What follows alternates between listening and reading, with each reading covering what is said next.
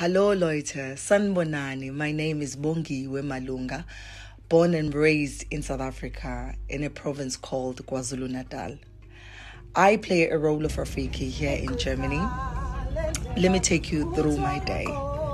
My journey begins at home, taking a train from my house to Londonsbrücken. When I get to Londonsbrücken, of course, I have to take a boat crossing over to the König der Löwen.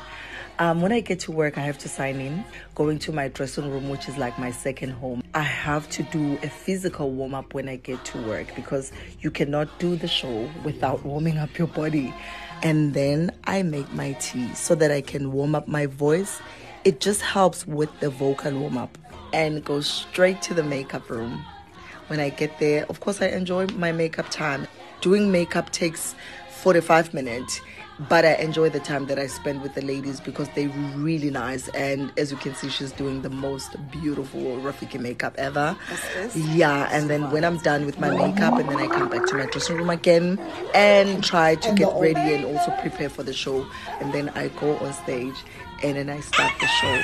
The show is really magical and beautiful. That's when I start dancing Gonyama Magiti.